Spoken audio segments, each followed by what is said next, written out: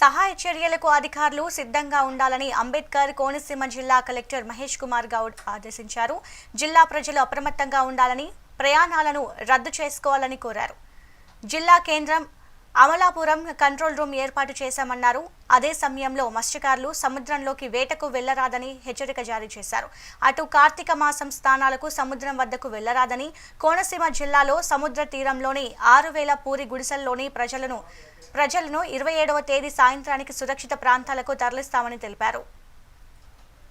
Predictions ప్రకారం 28th evening 5 late evening, so 5 PM to 7 PM or 8 PM అది land అయ్యే chance ఉంది. Near by around Kakinada జోన్లో land అయ్యే ఛాన్స్ ఉందని ఐఎండీ నుంచి ప్రెడిక్షన్స్ వచ్చాయి.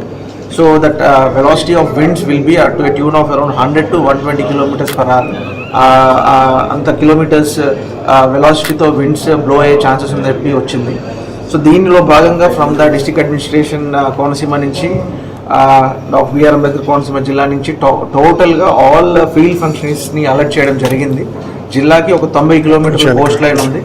అందులో భాగంగా మనకి కోస్ట్ లైన్ నుంచి ఒక 10 to 15 కిలోమీటర్స్ రేడియస్లో ఉన్న హ్యాబిటేషన్స్ చూసుకుంటే మనకి దగ్గర ఒక 34 హ్యాబిటేషన్స్ ఉన్నాయి.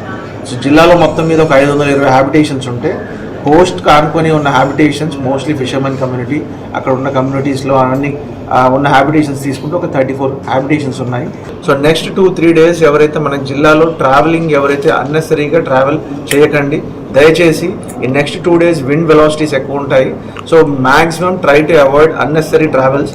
If there is any emergency ఉంటేనే మీరు ట్రావెలింగ్ చేయాలి.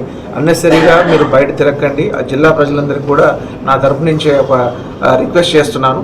బికాజ్ ఎవ్రీథింగ్ హ్యాస్ బీన్ మనకి wind velocity of winds 100 to 120 kilometers ఉన్నప్పుడు there might be a chances.